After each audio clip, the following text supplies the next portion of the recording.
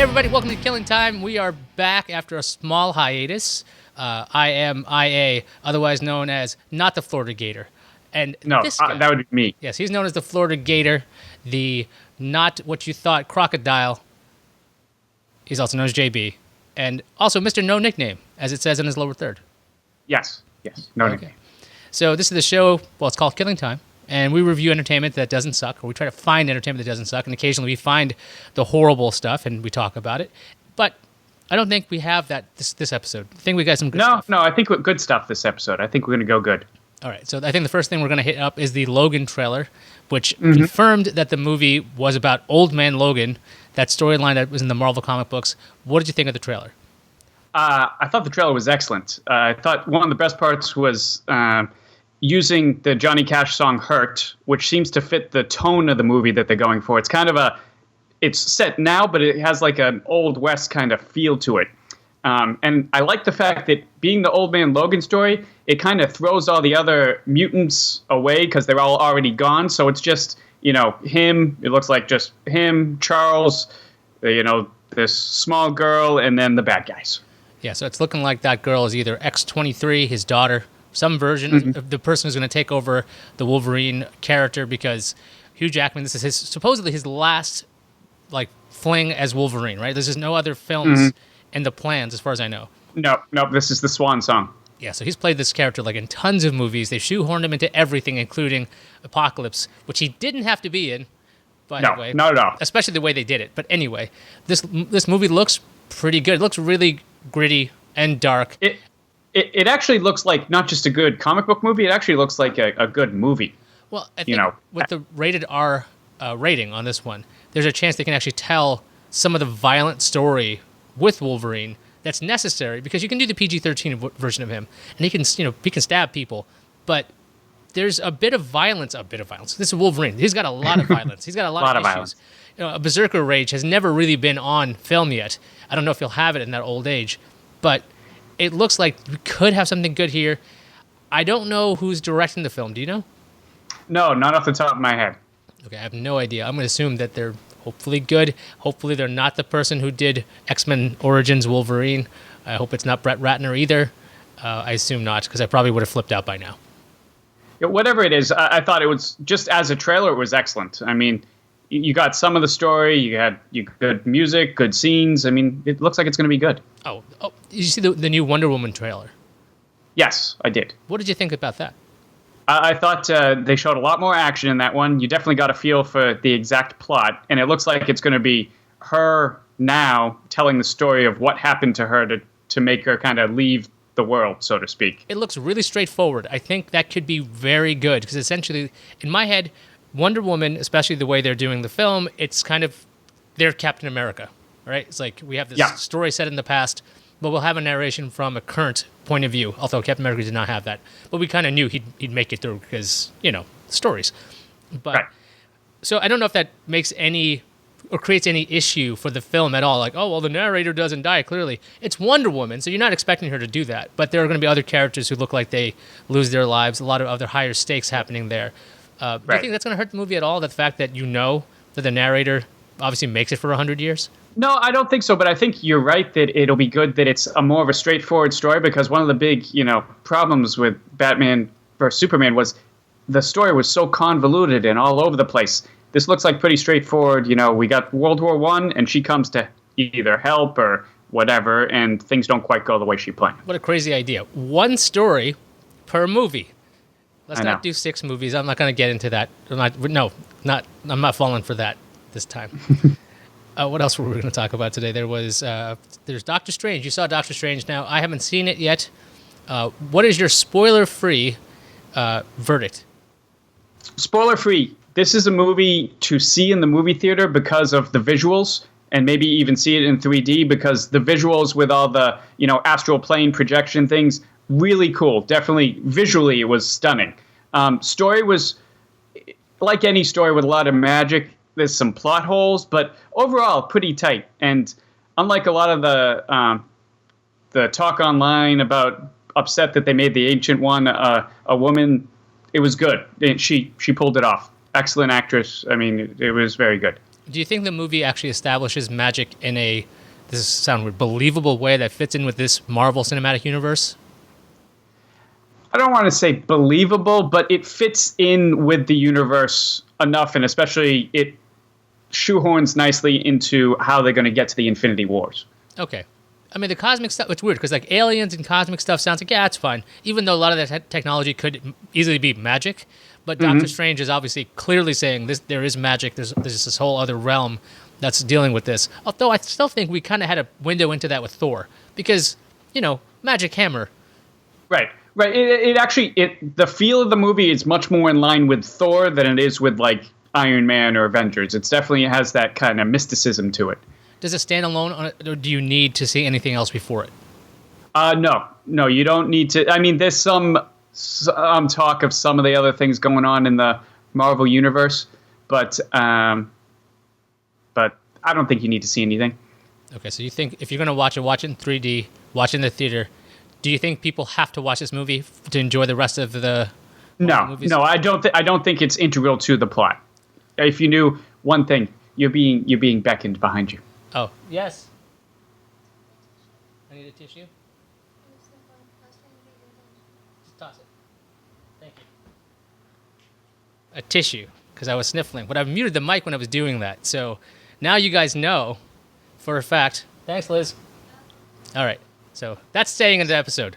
So she actually likes you. That's kind of nice. That was very nice of her. I didn't even think I was sniffing that loud, but apparently it's making me very, very worked up to talk about all of these films. Doctor Strange, again, scares me because magic can be done badly, easily, and even when it's good magic, Harry Potter, it's not always good to me because I hate the ease of just saying, oh, well, how are we going to take care of this? Magic! It's like, oh. There are some limitations to the magic and things that they put in place, so it's not just he can do absolutely anything, anytime, anywhere. And they don't take themselves too seriously. There is a little tongue-in-cheek at times, and, Cumberbund plays a very good, sarcastic guy, so there's a lot of that in there, too. Yeah, I think the trailer shows that joke about the Wi-Fi passcode, that being the actual, it's still in the reality of our reality. That's always something that bugged me about Harry Potter. I'm like, why don't they have phones? And why they were sending owls? Like, you can still steal from the Muggles. You can take their technology pretty easily. Like, it's not like like that world can't exist. So maybe that'll be okay. Without spoiling, are there any awesome cameos in this film? No, we don't see any of the big other players in the Avengers world. No Spider-Man. Yeah. Just walking by or eating a pizza? No. Right. Maybe. But if somebody does go see it, there are 2 post-credit scenes, one in the mid-credits and one at the end, and both are good, kind of important scenes. Okay, that sounds good. Okay, I'm looking forward to seeing Doctor Strange 3D in the theater. Yes. Going to watch it that way because I think that's the way to go. Now, I've been watching a lot of television lately, like a lot of people do. I'm crazy into Westworld at this point. Yes, it has me completely hooked. Yeah. So you're not up to date as to. I haven't watched last night's, but I'm up to I think episode 5 or 6, whatever wasn't last night. So what do you think so far? I think it's awesome. I love the convoluted story. I love all the plot lines that I know eventually are going to start coming together and things are going to start making more sense. The actors are amazing. The story is very multifaceted. And I haven't been able to predict much of anything, which is awesome. That's actually a really good point. I don't think of the predictability at all of the show of like, oh, that's going to happen now? The only thing predictable on the show is that Teddy dies, right? Yeah, every time. Every time Teddy's going to die. And that's been a joke online. Oh, my God, they killed Teddy. Like, that's the joke. He's very, very good. And the weird thing is you feel bad when he dies. Every single time. Which is it's a great mark of an actor. If you could, you know it's going to happen, but you're waiting for it. There are characters I did not like up till the previous episode that I'm starting to like more now with the last episode that went out, episode 6, because there's only 10 episodes in this season. I've been way into the fan theories as to what's going on, the double timeline thing, which we've talked about before, which seems like more and more is the case. Likely, yes. Every episode makes it seem more likely. I think that would be really cool. I would really like that. But I don't want to... I kind of just want to enjoy the ride. And I started looking at the trivia, what it costs to be in Westworld. Did you see what it would cost for a day? Is it like 40,000, Exactly. something like that? $40,000 per day to be in there. So I'm really curious about the Man in Black and how much money he's got. He's got to have boatloads. Well, they make it. They have references to how famous he is outside of the park because other park goers notice him, know who he is, and say things to him. And he doesn't like that. He says, "I'm on vacation," So yeah, he's obviously got a boatload of money. Oh yes, as do a lot of these people. So I'm really enjoying the program. There's Anthony Hopkins as Ford. I think that's really getting interesting. There's another theory out there. Would you like to discuss another theory? Sure, let's discuss it. That Bernard is Arnold. Now, Arnold is, for those of you who don't watch the show at all, or you forgot about Arnold, he is the partner of Ford, played by Hopkins, who started Westworld, but he died around when the park was opening due to some kind of controversial circumstances. And so some of the theories are saying that like Arnold would be like uploaded into Bernard, Arnold being A, the letter A, Bernard being B, because he's the second version of him. And then the idea that there's this really, really strange theory I just saw today where Bernard is handed over a photo of Arnold and Ford. And the photo's kind of laid out strange. There's just two of them on the side, and there's this big gap on the right. And then Bernard looks at it. He's like, look for Arnold. Bernard looks at it and he says, I don't see anything. And he hands it back. Somebody's theorizing that Bernard, because of his programming as Arnold, would see himself in the photo. Just disregard it. And so we're seeing it from his point of view, which would be freaking crazy if that's the case. Wow. That would be insane. But awesome. Yeah, so like, I don't know if that's true or if it's ever going to be true or never going to be true, but it seems like a really cool idea because I for a while I've been thinking Bernard is some kind of robot. He's got to be a host. There's something off about him, and I can't quite something off. Yeah. It's kind of the way the Ford talks to him, this consistent behavior of like, don't forget that these are machines. Don't forget that. Don't forget that. It seems like he's talking to a machine, not exactly. So I can't really get a handle on Hopkins' performance. So I'm really curious, once they tell us everything that's going on, all the little tricks, like to rewatch it and see if it's noticeable that the behavioral interactions are different based on who's in the scenes.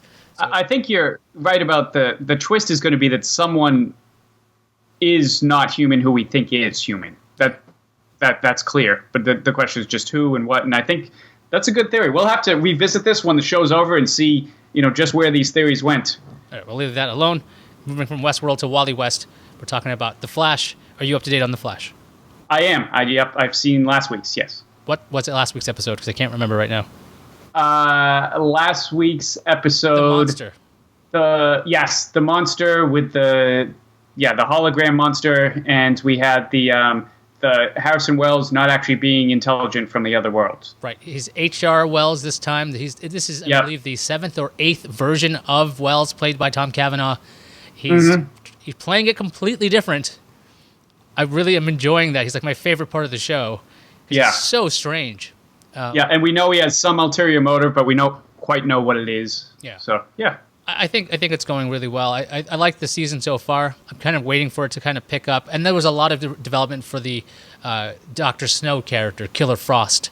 I like what they're doing with her character. I think it's very interesting. I could see that. I just didn't like the fact that her mom was kind of an ice queen. Because well, that was too easy. I just mean the fact that they're giving her some more meat besides just her being the girl who lost her fiance and then lost her husband and then lost her, whatever. You didn't like her constantly being defined and referring to Ronnie, and Ronnie who's now Firestorm and whatever the. Yeah. Yep. No. Didn't like that.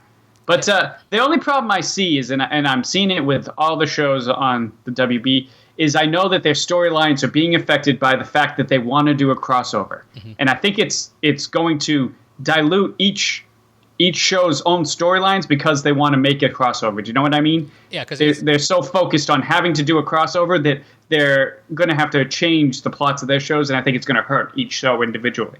I think it depends how many episodes are before the crossover episode, because if you have like a good 6 episodes, you could have a good arc in that.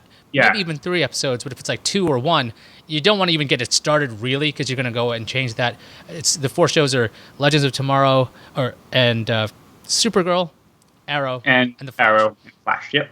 And the Flash, I believe, has a musical episode coming as well. That is not a part of the crossover, right? I believe so, and so does Supergirl. But I mean, half the cast of Supergirl was on Glee, so they'll all be able to sing. Oh no, I'm not concerned about them being able to sing so much as like I think that's going to also push them to one side. I don't know if that's going to be an integral part. It's not like Buffy where every episode still was a part of a continuous arc. Because of this crossover, I think you're going to run into that problem, like you're saying. I don't know. I think the Legends of Tomorrow, I haven't tried season 2 because I hated season 1. Season 2 is actually even worse. I haven't been impressed. I'm a couple episodes behind, but I watched like the first 3, and I thought it was just okay. Same with Arrow. I am not impressed with this season so far. I have not gotten into Arrow. I've actually gotten a little bit more into Supergirl. But I have been watching Supergirl. Supergirl's been okay. It's interesting the changes that I know they had to make when they changed the WB because they film in Vancouver. Callista Flockhart, who was an integral part of the cast, had to leave because she wasn't going to move her life to Vancouver. I was fine with that. I did not like her character. I was okay with that. I didn't, interesting that they made Jimmy Olsen take her position, which is kind of weird, but whatever. I do like her friend, I can't remember his name now, being part of the spy team, which is interesting. Win, that's his name. Win. Yeah, I'm not 100% like I'm not up to date entirely on the show. But like I watched some of the Superman episodes and I'm like, "Oh, look at this." What did you think of him as Superman? Okay, I don't think he has the right look. That's the first thing. But I'm buying into it a bit. Do you like the way he's playing the old school Clark Kent Superman, one clumsy, one? Yeah, he's definitely playing 2 different roles, right? He's definitely trying to. Now he's not nobody's reached Christopher Reeve level. Nobody's done that. Where it's just like Superman is 3 inches taller than you. Okay. Yeah. There's no way you're him. Yeah. Like that's the first thing. And versus the total opposite version being from the latest Man of Steel, where this is like you're the size of a truck. Yeah, no matter where you are, you're the size of a truck and you stand up for yourself. Like anytime, when we're walking around and you block the sun, you look like Superman. Yeah. Versus the whole body shape is totally different for Clark Kent in the other world. I think he's doing I don't know the actor's name, but the guy playing Superman / Clark Kent on Supergirl is doing a different interpretation. I like it, probably because I had a very bad taste in my mouth from the last version that we had of Superman. Right. But this version, like I'm trying to accept it because I think that Supergirl is a little dumber than she has to be. But also the whole world in Supergirl is a little dumber. It's almost like Simpsons-like style of like, is everybody stupid on this planet? It's like it's true. The level of intelligence is really low. It's like, you don't recognize her as Supergirl like this whole time? I know. Yeah, because she puts her hair back and puts glasses on. But then again, many of the people in the cast, at least the characters, they know she's Supergirl, so they're like playing along. So maybe everybody's just being nice to her. So maybe that's the big joke. Like, yeah, we know. That everybody actually knows. Yeah, well, like, come on, you're not fooling anybody. But like, why do you think we keep you around? Yeah. But whatever. So like that world in itself, I think that Superman in that world works pretty well. I think some of the quips Superman says was a little strange. Where I think they were trying too hard at times. I thought it was a little Spider-Man-ish that he would have a quip. I really liked the fact that they stopped some kind of robbery, and then they were being shot at, and then the guy throws the gun at Superman. No, he punches him in the face. He goes, I don't know why they keep doing that. The bullets don't work. Why do they keep the bullets? Yeah, and he says that, and I think that's really funny. But I don't know if Superman would have been the right person to say that. He might have been more. I always think of Superman as a little bit more paternalistic and be like, you see, that didn't work. But I think the relationship, granted, it is a little tongue-in-cheek, but the relationship between them would be weird because she was his babysitter, and then he became the older person. Do you know what I mean? Yeah. I think their relationship, Supergirl, Superman, is very good. It's very close. It seems like they are affectionate but appropriate because they're family, and they're a family in this one, right? And it is correct how all the women in the show think Superman is hot. That needs to happen all the time. Well, yeah, because it just doesn't make sense when it's not the case, because every woman would be infatuated with this person. Well, I think it worked with the tone of the show, because that's a realistic kind of silly kind of thing of like, Superman's hot. Like, people would recognize that. Of course. In the DC movie universe, nobody's thinking about that. They're very busy about being upset. So right. No one's thinking about how good looking these people all are. Right. They don't talk about the the tabloidization of the characters, which would be interesting. Look at the chin on that guy. I mean, give me a break. But Superman is delightful. Supergirl is fun. It's a really when I first saw the first season, it was I really didn't like it because I'm just like, okay, why is everybody so stupid? Why? Yeah. At this point, I've accepted that this is the world they've chosen to be in. Yeah, it's one of those things that you just accept it because at least they're having fun. Unlike, the movie universe where everything is so dark. Well, the other thing is I watch Supergirl and I'm like screaming at the TV like an idiot. Which is fun. It's like use your X-ray vision, or like use your laser beams. Go faster. Do something. Don't just stand there. Like, you're Supergirl. You got to be better than this.